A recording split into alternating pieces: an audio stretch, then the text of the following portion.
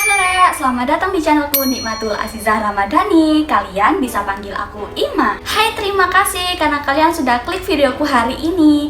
Di kali ini aku mau bercerita tentang negara Kamboja. Hai teman-teman semuanya, ini adalah first impression atau kesan pertama aku sebagai seorang warga negara Indonesia yang pertama kali tinggal di negara Kamboja. Terlepas dari semua julukan dari negara tersebut dan berita yang telah tersebar di Indonesia, di sini aku hanya bertindak sebagai orang awam ya.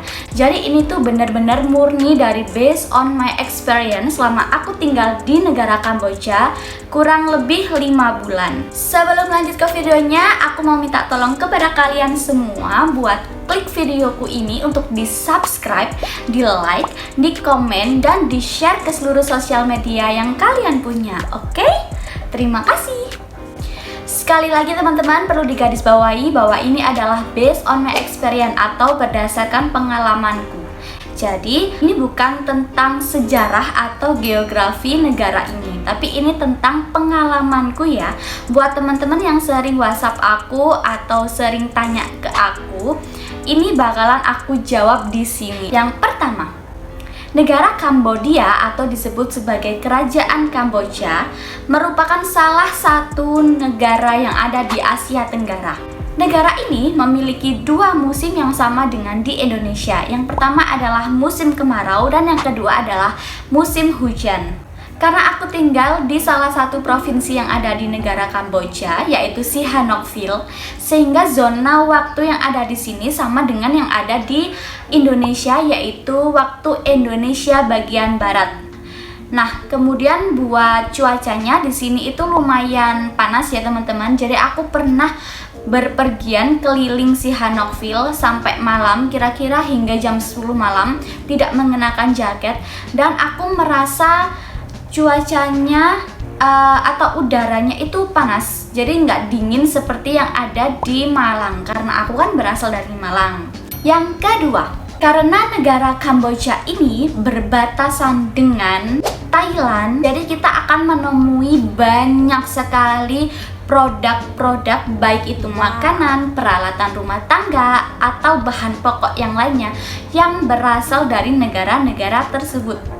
Tak jarang juga kita temui beberapa bahan atau produk dari Indonesia, misalnya tisu dan mie. Negara Kamboja adalah negara yang masyarakatnya mayoritas beragama Buddha. Ini itu banyak sekali makanan non halal.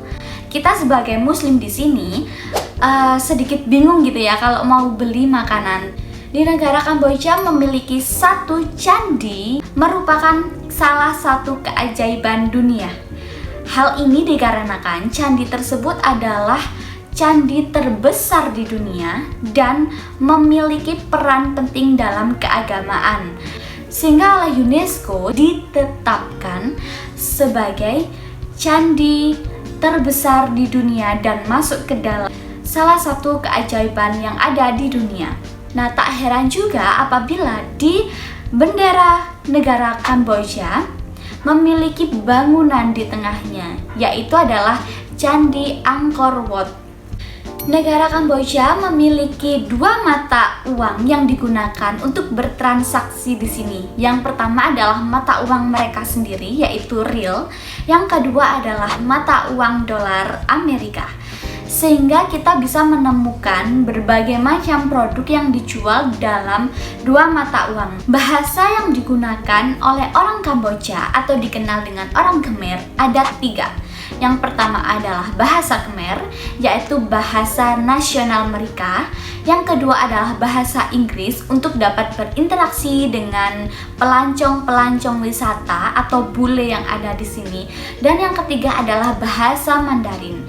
Karena di Kamboja itu banyak orang-orang Cina yang menetap dan tinggal di sini, sehingga mereka kebanyakan akan memiliki 3 bahasa tersebut. Untuk kalian yang suka sekali dengan hewan, terutama anjing, jangan khawatir. Di sini banyak sekali anjing berkeliaran di jalanan, teman-teman. Nah, seperti halnya di Indonesia yang ada kucing di berbagai daerah plus di jalan-jalan, anjing pun tersebar merata di sini.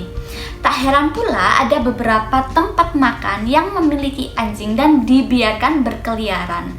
Di Kamboja menggunakan jalur kanan seperti yang ada di Amerika. Karena negara Kamboja sempat dijajah oleh orang-orang Amerika sehingga mereka menggunakan jalur kanan.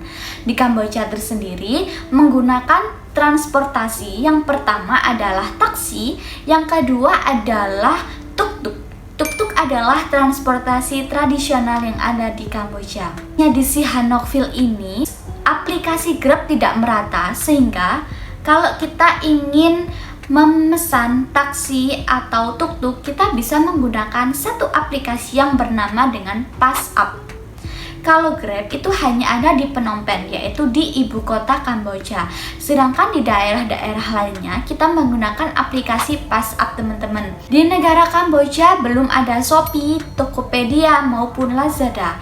Sehingga orang-orang Indonesia yang bekerja atau berbisnis di sini di Kamboja, mereka menggunakan Facebook atau menggunakan Justip. Ini adalah yang terakhir apabila kalian ingin berpergian ke negara Kamboja. Orang-orang yang ada di Kamboja orangnya ramah-ramah seperti yang ada di Indonesia. Jadi kalian nggak perlu khawatir kalau ingin bertanya kepada mereka, pasti insya Allah mereka akan menjawab dengan senang hati selagi kalian bertanya dengan baik dan sopan. Nah, satu lagi teman-teman, orang-orang Kamboja, baik itu lelaki ataupun perempuan, mereka gemar sekali memakai perhiasan yang mencolok.